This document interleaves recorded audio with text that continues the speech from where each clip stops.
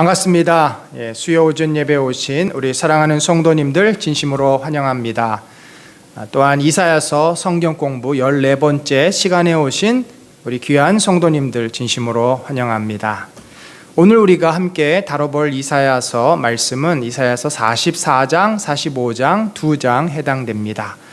먼저 오늘 우리가 함께 말씀 나누겠습니다. 유일하신 구원자 하나님, 이사야서 45장 20절로 22절을 교독합니다. 열방 중에서 피난한 자들아 너희는 모여오라. 함께 가까이 나아오라. 나무 우상을 가지고 다니며 구원하지 못하는 신에게 기도하는 자들은 무지한 자들이니라.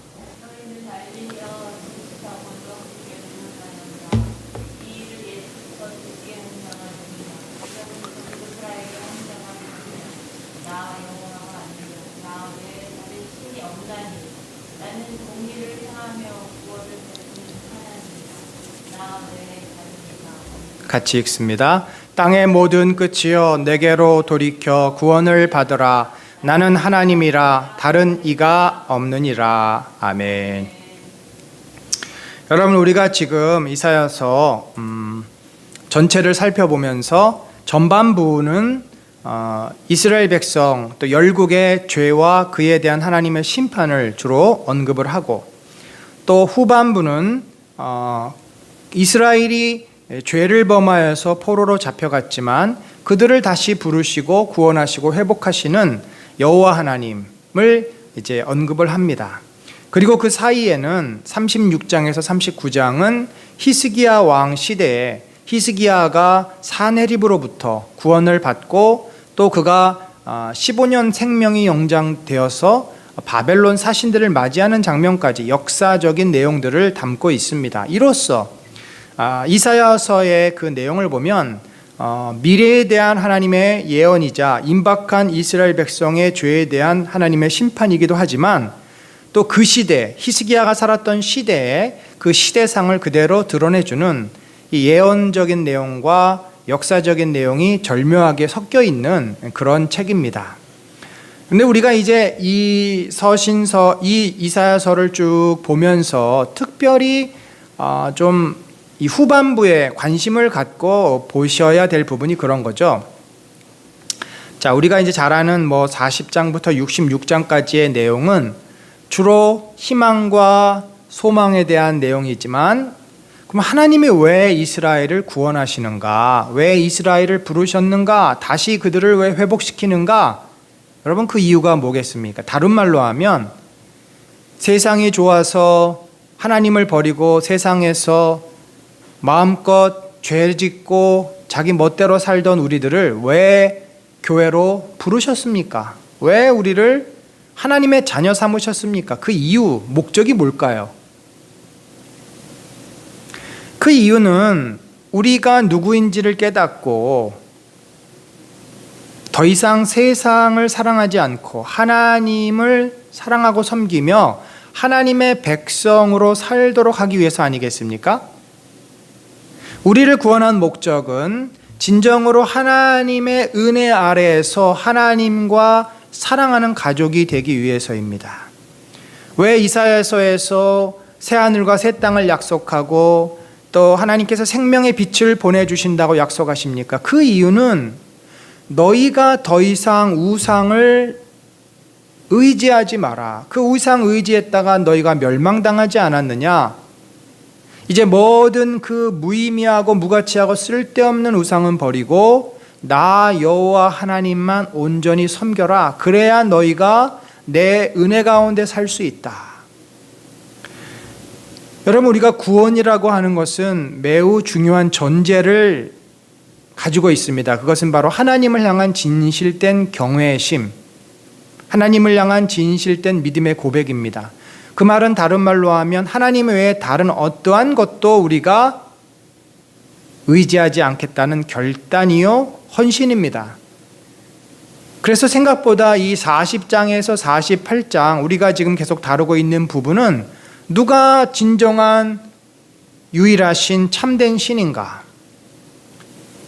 어떠한 신이 너희를 구원할 수 있겠느냐? 어떠한 우상이 너희를 그 고난에서 건질 수 있느냐? 나 여호와 한 분 외에는 너희를 진정으로 구원하고 그 포로에서 다시금 회복시킬 수 있는 존재가 없다.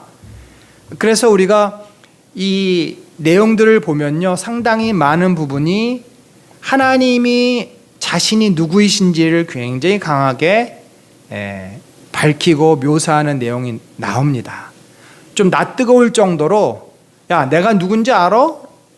나는 말이야, 이 세상에 둘도 없는 유일한 하나님이야. 하도 사람들은 하나님을 모르고 우상을 섬기고 이러다 보니까 하나님 스스로가 자신의 하나님 되심을 드러내실 수밖에 없는 그런 상황입니다. 자, 그러면 누가 진정한 신인가, 이 내용 가운데서 이게 중간중간에 계속 반복적으로 나옵니다. 진정한 신, 그분은 어떤 분인가? 44장은 회복하시는 하나님만이 진정한 신이다. 우상은 우리를 구원해낼 수가 없다는 거죠. 또 45장은 다시금 저 포로에서 돌아온 자들을 구원하고 그들을 회복하게 하시는 분이 바로 참된 신이다. 그래서 44장, 45장의 전체 내용이 구원하시고 회복하시는 하나님만이 진정으로 우리가 의지하고 믿고 섬겨야 될 참된 신이다. 더 이상 우상을 너희들이 바라보아서는 안 된다라는 말씀인 것입니다. 자, 그러면 내용을 좀 봅시다. 하나님께서는 그 이스라엘 향해서, 두려워하는 이스라엘 향해서 축복을 선포하십니다. 두려워하지 마라. 두려워하지 마라. 그런데 이스라엘 향해서 하나님은 어떻게 생각해요? 너를 만들고 너를 모태에서부터 지어낸 너를 도와줄 여호와가 이같이 말한다. 이 부분을 굉장히 많이 강조해요. 그러니까 이게 재미난 표현인데요. 나는 너희를 만들었다. 그럼 누가 주인이에요? 내가 주인이죠. 근데 너희 이스라엘 백성을 또 뭘 만들어요? 이스라엘 백성은요, 우상을 또 만들어요. 목공들, 철공들이 우상을 만들어요. 그러면 그들이 그 만든 우상의 주인이어야 되잖아요. 근데 역으로 만들어 놓고 그 만들어진 우상 앞에 그들이 절을 합니다. 얼마나 어리석은 짓인지 계속해서 이 부분을 지금 이사야는 반복해서 말하고 있습니다. 그래서 이 너를 만들었다, 너의 창조주다, 이 부분이 굉장히 많이 반복이 되고요. 또 우상을 만든 그 인간, 사람에 대한 이야기도 많이 나옵니다. 자, 이스라엘의 창조주께서 뭐라고 말씀하세요? 두려워하지 말라. 나는 목마른 자에게 물을 주며 마른 땅에서 시내가 흐르게 하며 나의 영혼을 내 자손에게, 나의 복을 내 후손에게 부어준다. 그래서 그들이 어떻게 돼요? 시냇가의 버들처럼 마르지 않는다. 자, 이것은 우리가 늘 이제 보지만 이스라엘의 역사적인 모든 그 사건을 중심으로 하나님이 예언하셨다라고 볼 수는 없습니다. 왜냐하면 포로로부터 돌아와서 사실은 그들이 하나의 나라로서 기능을 제대로 하지 못하고 곧 이방에 의해서 지배를 받는, 그러니까 그 이스라엘이라고 하는 국가의 운명은 이미 포로로 잡혀간 뒤로 거의 존재하지 않는다. 그러니까 포로에서 돌아왔지만 성전이 있는 고국으로 돌아온 것이지 그들이 자신들의 주권을 가지고 한 나라로서 그렇게 힘을 행사하지 못합니다. 이미 바벨론에 의해서 포로가 된 이후로는 그들을 지배하는 나라들만 바뀔 뿐이지 지속적으로 계속 지배를 당해 옵니다. 그렇다면 여기 보면은 이 내용이 그 나라가 다시금 회복될 것임을 말하는 것은 아니죠. 자연스럽게 우리가 구약에서 신약으로 넘어갈 때 구약은 상당히 국가적인 이스라엘과 또 하나님의 백성으로서의 이스라엘을 동일시합니다. 그래서 하나님을 잘 섬길 때 그 국가가 어떻게 됐어요? 융성하게 되죠. 부흥하게 되고 강해지게 됩니다. 다윗과 솔로몬의 시대처럼. 그런데 한번 이 나라가 무너지고 하나님과의 언약이 깨진 이후로 특별히 이 이사야서의 말씀, 예언서에서의 그 예언들은 오실 메시아의 나라에 초점이 맞춰집니다. 오실 메시아의 나라는 눈에 보이는 그러한 역사적이고 또 국가적인 그런 나라가 아닙니다. 그래서 예수님이 이 땅에 오셔서 로마의 권력과 싸우시지 않은 것이죠. 바울도 우리의 싸움은 혈과 육이 아니다. 그 나라는 보다도 크고 넓고 깊은 영적인 나라라는 거죠. 영의 통치, 곧 어둠의 영을 대적해서 하나님의 다스림을 세워나가는 하나님의 나라. 자, 그런 의미에서 이 해석을 할 때는 목마른 자에게 물을 주고 또 시냇가에 마른 땅에 시내가 흐르고 영을 내 자손에 부어주고 그 후손이 버들처럼 된다. 이것은 무엇을 말하는가? 바로 예수 그리스도가 오심으로써 초대교회가 생겨지고 성령께서 오순절 마가의 다락방에서 임함으로써 그 후손이 복을 받고 교회가 세워지는, 다시 말해서 이것은 아브라함에게 약속했던 약속의 성취로서 영적인 하나님의 나라가 이 땅에 새롭게 세워질 것을 예언하는 내용이다라고 볼 수가 있습니다.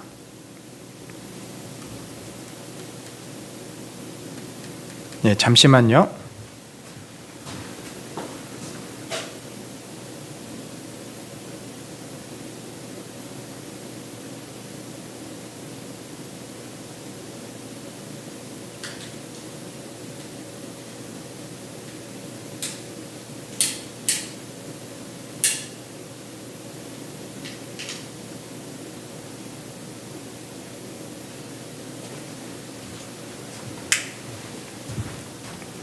예, 다시 보겠습니다.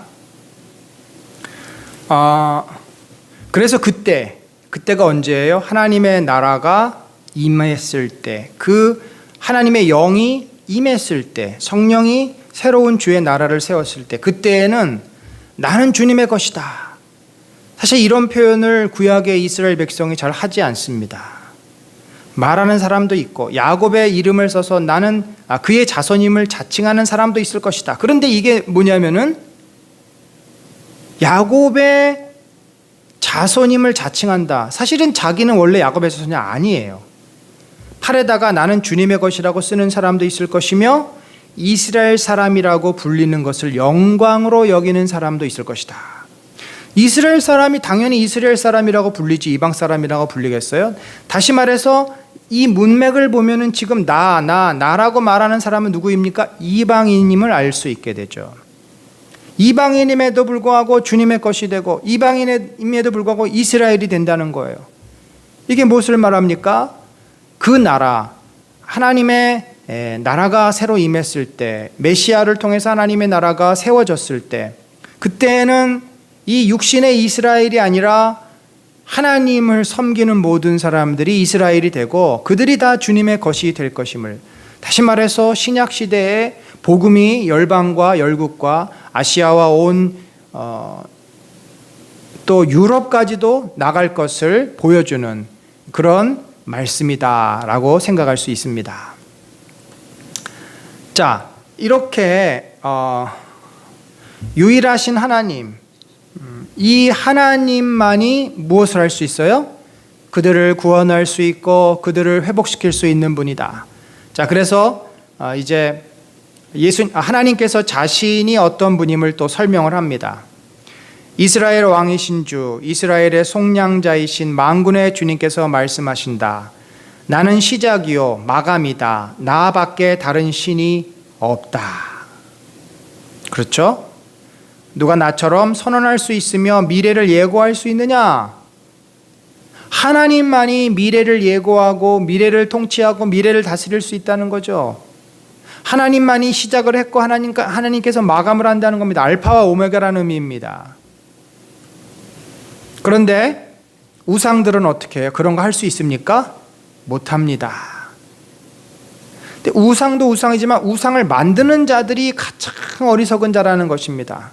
아까 하나님은 너희를 만들었다 이런 표현을 썼어요. 그런데 여기서는 이제 우상을 만드는 자들 모두 허망한 자들이다. 허망하다라고 하는 것은 아무 쓸데가 없다는 거예요. 헛되다는 거죠. 연기와 같고 먼지와 같다는 것입니다.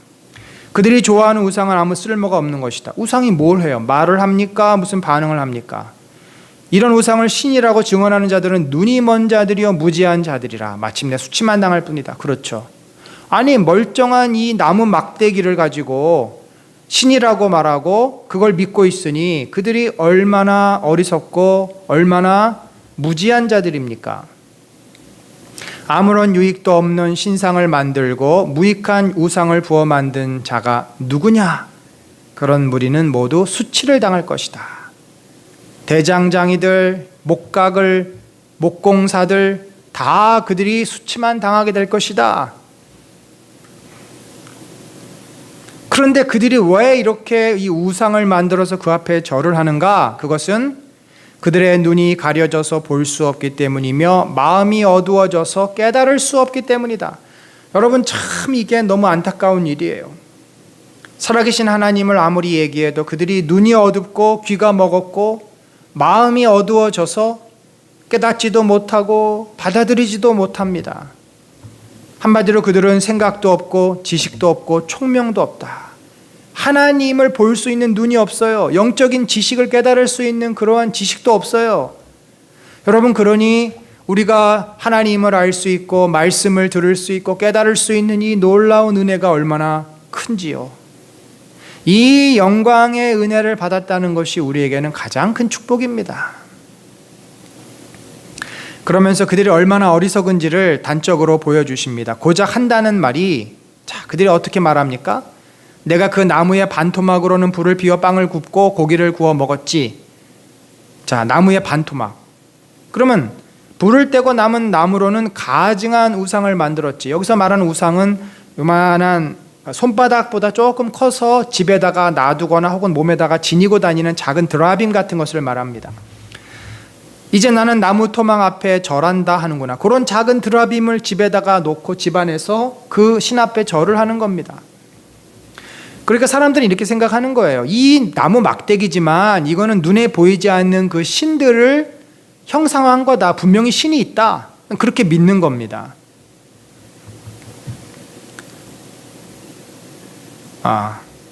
그들은 어리석은 마음에 미혹되어 도움마저 받지 못한다. 손에 쥐고 있는 우상이 참신이 아니라는 것을 받아들이려 하지 않는다.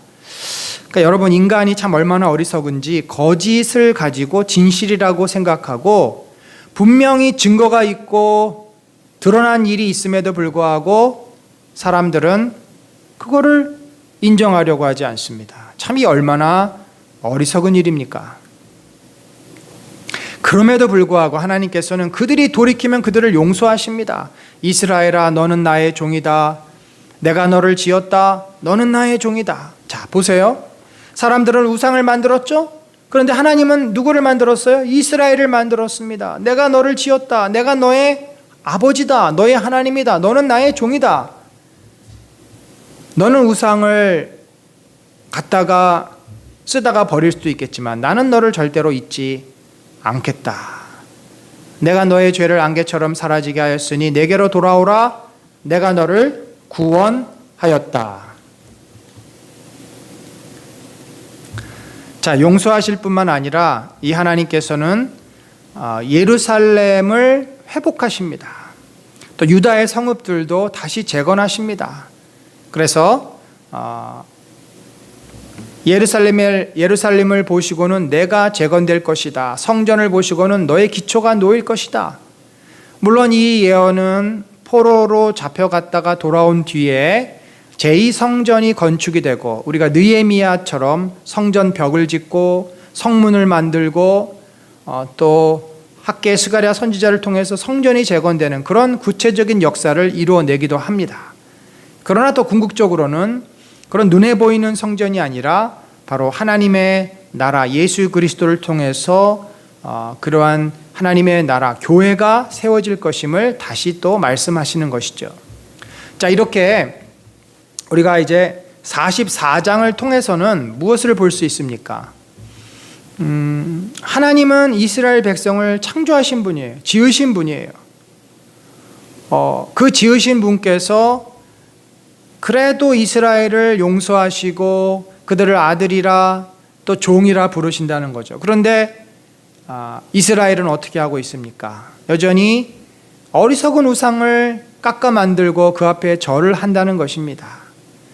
그래서 결국 구약의 역사가 어떻게 됩니까? 구약의 역사는 완전히 회복되지 못합니다. 신약으로 넘어가는 거죠. 자, 이 신약으로 넘어가는 데 있어서 하나님이 중요하게 들어 쓰시는 사람이 있는데 그가 바로 고레스입니다. 바벨론의 포로에서 돌아오게 된, 갑작스럽게 돌아오게 된 그 계기는 무엇이냐면 이 페르시아의 새로운 왕 고레스가 등장함으로써 바벨론은 하루아침에 무너지게 되고 그 고레스에 의해서 이스라엘 백성은 다시 그들이 갖고 있었던 모든 성전의 그릇까지도 가지고 원래 예루살렘으로 이스라엘 땅으로 돌아오게 되는 거죠. 그래서 그 부분을 45장에서는 다루고 있습니다. 내가 너를 지명하여 부른 것은 나의 종 야곱 내가 택한 이스라엘을 도우려고 함이었다.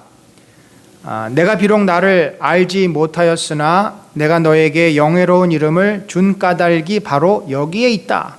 자, 이게 무슨 말이냐면 왜 하나님께서 고레스를 부르셨을까? 왜 하나님께서 바벨론을 무너뜨리셨을까? 그 이유는 내가 택한 이스라엘을 도우려고 그들을 다시 포로에서 돌아가게 하려고 부르셨다라는 것입니다. 그런데 그는 하나님을 제대로 알아요? 알지 못합니다. 그는 하나님을 섬기는 사람이 아닙니다. 그럼에도 불구하고 하나님은 내가 너에게 영예로운 이름을 주었다. 그 이유가 바로 이스라엘을 회복시키기 위해서라는 것입니다. 여기서 우리가 알 수 있는 것은 하나님은 이스라엘을 구원하기 위해서 세상의 역사조차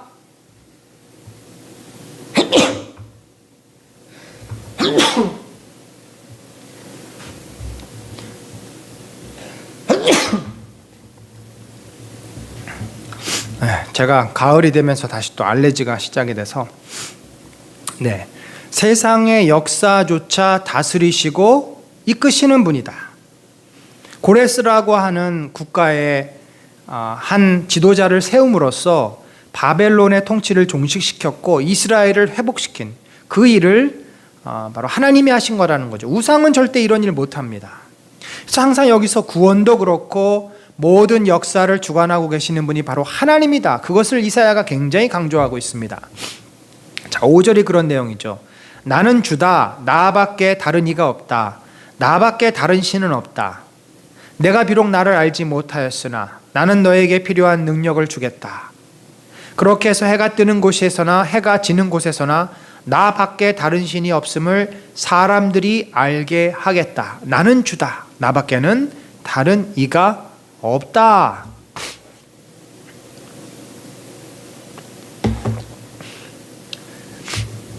자, 하나님은 어떤 분이에요? 이방의 지도자, 열국의 통치자를 세움으로써 새로운 또 하나님의 도구를 통해서 바벨론을 멸망시키고 그의 백성을 구원해 내시는 진정한 의미의 역사의 주관자, 만물의 통치자라고 이사야는 말하고 있습니다. 우상은 이런 거 할 수 있습니까? 절대 할 수 없죠. 살아있지도 않는 그런 물건에 불과합니다. 이스라엘 백성은 스스로 아무것도 할 수 없는 죄인들 아닙니까? 그러나 하나님은 그들을 구원하시고 그들을 심판하시고 그들을 새롭게 하시기도 하는 분임을 강조하고 있습니다. 자, 따라서 이스라엘 백성이 포로에서 돌아오게 되었으니 그들이 어떻게 해야 돼요? 만물을 창조하신 하나님을 대적하지 말고 만물을 창조하신 하나님께 겸손히 꿇어 엎드려 그분을 섬기고 순종해야 된다는 것입니다. 자, 하나님은 어떤 분이에요? 또다시 강조합니다. 나는 빛도 만들고 어둠도 창조하고 평안도 주고 재앙도 일으킨다. 나 주가 이 모든 일을 한다. 우상은 아무것도 할 수 없다. 그런데 그런 하나님을 향해서 이스라엘 백성이 어떤 이야기를 했어요? 질그릇 가운데서도 작은 한 조각에 지나지 않으면서 자기를 지은 이와 다투는 자에게는 화가 닥칠 것이다. 이 질그릇은 뭐냐면 지금이야 옛날에 고대시대 그릇이 발견되면 유물로서 굉장한 가치가 있지만 그 당시에는 그냥 밥 먹는 그릇이요, 물건 담아놓는 그릇입니다.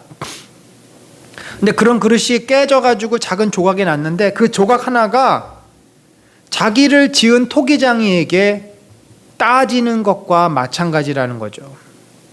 진흙이 토기장이에게 너는 도대체 무엇을 만들고 있는 거냐? 토기의 원료인 진흙, 흙이 그 토기를 만드는 토기장이에게 왜 너는 이 흙으로 멋진 보물을 만들지 않고 왜 하찮은 밥그릇을 만들고 있느냐라고 따지는 것과 마찬가지라는 거죠. 또한 인간의 비유를 합니다. 아버지에게 말하기를 자식이 나를 자식이라고 낳았습니까? 하는 자와 자기 어머니에게 무슨 해산의 고생을 했다는 것입니까? 하고 말하는 자식에게 화가 닥칠 것이다. 진정한 의미의 배은망덕이죠. 자기를 낳아준 아버지에게 나를 누가 세상에 살고 싶었어요? 나를 낳아놓고 나한테 지금 왜 그러십니까? 또 어머니에게는 해산의 고통을 하면서 나를 낳았다고 하셨는데 나를 왜 낳으신 거예요? 자신에게 생명을 준 부모를 향해서 따지는 것과 다를 바가 없다는 것입니다. 하나님은 지금 이스라엘 백성은 스스로 죄를 져서 하나님을 거부하고 우상을 섬겨서 포로로 잡혀갔음에도 하나님을 끝까지 원망합니다. 아니 우리가 하나님의 백성인데 우리의 나라를 이렇게 망하게 하십니까? 당신 정말 살아계신 거 맞습니까? 하나님을 원망합니다. 자기들의 죄 아무것도 모른 채 그렇게 하나님께 따지지 말라는 거죠. 너희가 잘못했고 죄를 졌으니까 너희가 지금 그 고난을 당하는 것이다. 너희의 죄를 인정하고 겸손히 하나님 앞에 엎드려라 라고 말하고 있는 것입니다. 결국 하나님께 돌아오지 않고 우상을 만들고 우상을 섬기는 자들은 어떻게 됩니까? 한결같이 부끄러움을 당하고 창피한 일을 당할 것이다. 치욕으로 물러날 것이다. 그러나 이스라엘은 주님 안에서 안전할 것이다. 이스라엘의 구원은 영원할 것이다. 이사야는 굉장히 대조를 하고 있습니다. 우상을 섬기는 자는 결국 창피를 당하고 허무하게 되고 그 인생이 비참하게 되지만 이 바벨론 포로 고난에서 너희가 돌이켜 하나님을 섬기는 자는 진정한 의미의 구원을 얻고 영광의 자리에 이르게 될 것임을 약속하고 있는 말씀입니다. 자, 그래서 이제 거의 뒷부분에 이사야가 이런 이야기를 합니다. 하나님께로 돌아오는 자들, 그 모든 자들을 하나님께서는 어떻게 하신다? 그들을 용서하시고 품으시고 받으신다. 이방 나라에서 살아남은 자들아 다 함께 가까이 오너라. 그렇죠? 이방 나라 어디입니까? 아수르도 있고 애굽도 있고 바벨론, 특별히 여기서는 이제 바벨론을 말하지만 좀 더 넓은 의미에서 하나님을 떠났던 자들을 말합니다. 우상을 들고 다니는 자들과 구원하지도 못하는 신에게 기도하는 자들은 무지한 자들이다. 그렇잖아요. 아무 도움도 안 되는, 아무 쓸데도 없는 어떤 심리적인 위안밖에는 주지 못하는 그것을 붙잡고 있는 자들은 어리석은 자들이다. 누가 이전부터 이 일을 알려주었느냐? 나 주가 아니고 누구냐? 나밖에 다른 신은 없다. 또 여기서 하나님은 굉장히 강조하세요. 나는 공의와 구원을 베푸는 하나님이니 나밖에 다른 신은 없다. 땅끝까지 흩어져 있는 사람들아 모두 나에게 돌아와서 구원을 받아라.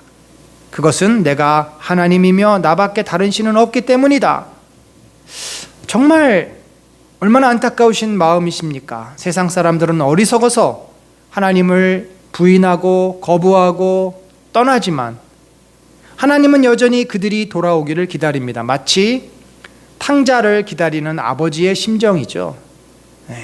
아버지가 싫어서 아버지를 버리고 떠난 탕자를 그래도 아버지는 포기하지 않고 기다리는 그 마음이 이 열방을 향해서 부르짖는 이사야의 마음이요 하나님 아버지의 마음인 것입니다. 자, 그렇게 해서 하나님께 돌아오는 자들, 그들이 이스라엘이죠. 그들이 새로운 이스라엘, 성도 교회입니다. 참으로 주님께만 공의와 능력이 있다고 사람들이 나에게 고백할 것이다. 그렇죠? 계속 우상과 지금 대조가 되고 있습니다. 사람들이 그에게 올 것이나 그에게 대항하던 자들은 모두 부끄러움을 당할 것이다. 여호와께 회개하고 우상의 헛됨을 알고 깨닫고 돌아오는 자들은 구원을 얻고 영광을 누리지만 하나님을 계속해서 거부하고 대항하는 자들은 부끄러움을 당할 것이다. 그러나 이스라엘 자손은 모두 주 안에서 의롭다 인정을 받고 영예를 얻을 것이다. 여러분, 25절도 이스라엘 역사 속에 이루어지지 않습니다. 그들이 주 안에서 의롭다 인정을 모두 다 받지 못해요. 그런데 여기서 주님께 돌아오는 이스라엘 자손은 누구예요? 새 이스라엘, 바로 교회를 말합니다. 우리가 어떻게 하나님 앞에 돌아와서 어떤 이 신분을 얻게 됐어요? 바로 의인이라는 신분을 받습니다. 주 안에 있는 자는 모두 다 의롭게 된다고 바울이 말하지 않습니까?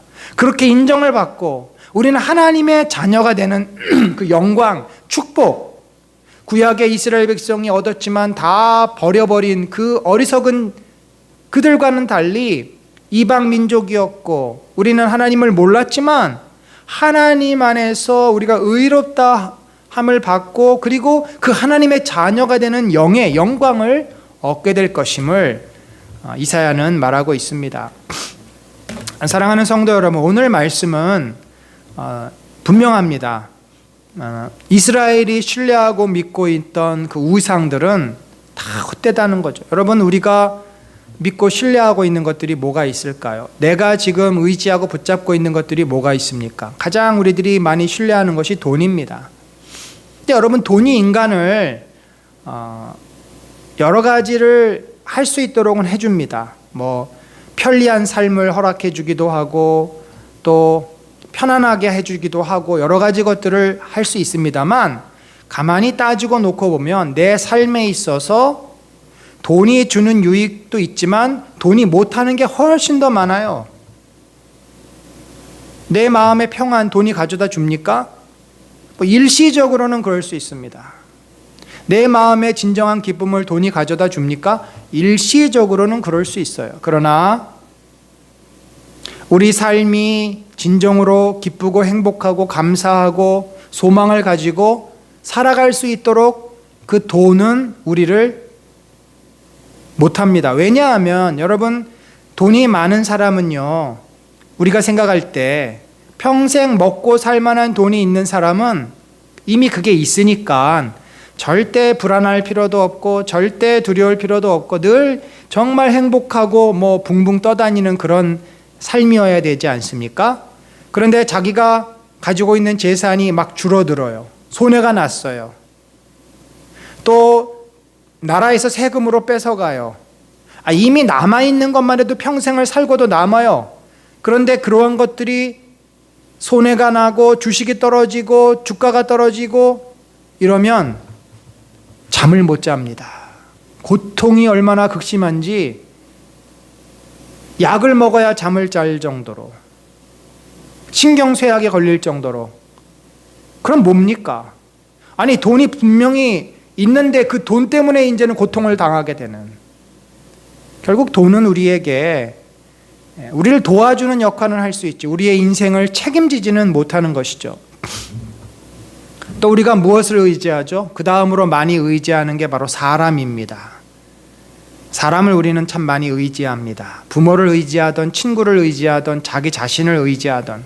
근데 여러분, 사람이란 존재가 어떻습니까? 과연 사람이 진정으로 우리의 인생을 다 책임질 수 있는 능력이 있나요? 자신의 인생을 책임질 수 있는 사람은 아무도 없습니다. 우리가 이번에 경험한 게 뭐예요? 작은 그 눈에 보이지도 않는 코로나 바이러스로 사람들이 죽어나가고 고통 속에 빠지게 되고 두려워서 우리가 어쩔 줄 몰라 합니다. 인간을 의지한다는 거, 이거 굉장히 어리석은 것입니다. 마치 몸을 따뜻하게 해주는 나무. 그렇죠. 얼마나 나무가 유익합니까? 나무가 없으면 이스라엘 백성이 살 수가 없어요. 또 불을 떼서 빵을 굽게 해주는 나무, 너무너무 고맙죠. 그게 없으면 밀가루를 생으로 먹어야 되니 얼마나 힘듭니까? 아주 유익한 겁니다. 고마운 거예요. 돈이 그렇고 또 내 자신이 내 인생을 그렇게 할 수는 있어요. 그러나 거기까지인 거죠. 거기까지인 겁니다. 나무는 우리에게 아무런 능력도 아무런 소망도 아무런 기쁨도 아무런 것도 해줄 수가 없습니다. 여러분, 우리가 자세히 생각해보고 가만히 묵상해 보면은 우리가 지금 현대 시대를 살면서 의지하고 붙잡고 있는 많은 것들이 우리는 그것이 내 인생을 행복하게 하고 내 인생을 참 의미 있고 복되게 할 것이라고 착각하고 있지만 그거는 어리석은 생각입니다. 그렇게 되면은 능력 있는 자, 돈 많은 자는 다 항상 행복하고 그들에겐 우리가 소위 말하는 진정한 완벽한 삶이 이루어져야 될 텐데 객관적으로 볼 때 어느 정도까지의 행복 지수는 돈이 있는 사람들이 아무래도 높습니다. 왜냐하면 먹고 살 게 있으니까. 그러나 그 이상으로 올라가면 오히려 돈이 있는 사람들이 더 불행함을 느껴요. 이게 무슨 조화입니까? 사랑하는 성도 여러분, 우리가 뼛속 깊게 착각하고 붙잡고 있는 이 물질이라고 하는 위상, 눈에 보이는 사람들, 문제는 뭐냐면 우리가 이 물질만 의지하고 사람만 의지하진 않아요. 양쪽을 다 잡는 게 문제입니다. 양쪽을 다 잡아요. 하나님을 섬기면서도 나를 포기하지 않고 하나님을 섬기면서도 물질을 포기하지 않고 두 주인을 섬기는 것입니다. 예수님께서 말씀하셨어요. 너희가 두 주인을 섬길 수 없다. 왜냐하면 한쪽을 의지하다 보면 다른 쪽을 내려놓게 되기 때문이다. 사실 여러분, 우리가 하나님과 물질을 다 붙잡고 있다라고 하는 것은 뭐냐면 여전히 물질이 나의 우상이라는 말입니다. 주님은 끊임없이 그것을 요구하세요. 또 우리가 사람을 의지한다, 나를 의지한다, 나를 주장한다. 주님은 뭐라고 말씀하십니까? 너를 부인해라. 자기 자신을 부인하고 자기 십자가를 지지 않으면 내 제자가 될 수 없다. 목숨을 구원하고자 하는 이를 잃을 것이요 잃고자 하는 자는 얻을 것이다. 내 목숨을 구한다. 나를 부인하지 않고 나를 긍정하고 나를 주장한다. 이게 뭐냐면 바로 내가 내 우상이 되는 것입니다. 사랑하는 성도 여러분, 인간의 죄는 반복됩니다. 변함이 없습니다. 얼마나 우리가 그것을 극복하느냐의 문제가 우리에게 놓여 있고 그것이 우리에게 숙제입니다. 우리는 구약의 백성보다 훨씬 더 큰 은혜의 자리에 있습니다. 왜냐하면 성령을 주께서 선물로 주셨기 때문입니다. 우리는 하나님의 은혜를 받은 자이고 성령을 받은 자입니다. 그래서 주님의 영적인 세계를 보게 돼요. 그러니까 구약의 백성은 이 영적인 눈이 없는 상황에서 하나님을 섬기려니 율법으로 갈 수밖에 없고 그들은 자꾸 물질에 더 빠질 수밖에 없습니다. 근데 우리의 신약의 백성은 당연히 우리도 물질적인 삶을 삽니다. 그러나 우리에게는 영적인 세계가 열렸어요. 그래서 우리가 늘 그 사이에서 갈등을 합니다. 근데 우리의 그 궁극적인 나아가야 될 방향은 뭡니까? 성령에 사로잡혀서 우리가 끝까지 포기하지 못했고 붙잡고 있던 나라고 하는 우상, 물질이라고 하는 우상을 내려놔야만 진정으로 하나님은 우리를 통해서 놀라운 역사를 이루어 가실 줄 믿습니다. 성령이 온전히 내 안에 살아 역사해야만 주님의 뜻이 내 안에서 이루어지고 나를 통해서 하나님의 영광이 이루어질 줄로 믿습니다. 그런 축복과 은혜가 우리 사랑하는 공동체 모든 성도들에게 또 특별히 여러분의 개인의 삶뿐만 아니라 가정에서도 또 자녀들 위해서도 날마다 넘치시기를 예수 그리스도의 이름으로 간절히 축원합니다. 하나님 아버지, 참 연약한 죄인들입니다. 우리들이 우상을 섬기지 않는 것처럼 우상은 나에게 없어라고 착각하며 삽니다. 그러나 하나님보다 나 자신의 생각, 나 자신을 더 중요하게 여기고 그것을 의지하고 그것을 앞에 내세울 때가 많습니다. 하나님보다 손으로 붙잡을 수 있는 물질들, 이 세상의 부귀영화, 성공을 더 소중하게 여기고 그것을 붙잡을 때도 많습니다. 하나님, 참 우리가 스스로에게 속고 있고 스스로에게 어리석은 행동을 하고 있을 때가 너무나 많습니다. 여기에서 깨어나오게 하여 주옵소서. 두 주인을 붙잡지 않게 하시고 아버지 하나님을 온전히 선택함으로써 진정한 의미의 하나님을 경외하는 삶을, 우상을 온전히 내어버리고 하나님을 경외하며 믿으며 신뢰하며 주님을 따르는 자가 되게 하셔서 주님이 약속하셨던 모든 일들이 우리의 삶을 통해 놀랍게 영광스럽게 이루어지도록 축복하여 주시옵소서. 지금은 우리 구주 예수 그리스도의 놀라우신 은혜와 하나님 아버지의 무한하신 사랑과 성령님의 감화 감동 교통하심이 내 안에 있는 내가 미처 인식하지 못하고 깨닫지 못했던 우상들, 나를 지배하고 있는 세상의 가치관들, 나 자신과 물질과 이 모든 것들을 내려놓고 우리 주 예수 그리스도만이 나의 참된 주인이시요 우리 주 하나님만이 참된 나의 창조주요 나의 섬길 여호와심을 고백하며 주를 향해 진정한 경배와 찬양을 드리기를 소망하는 심령 위에 지금부터 영원까지 함께 하실지어다. 아멘.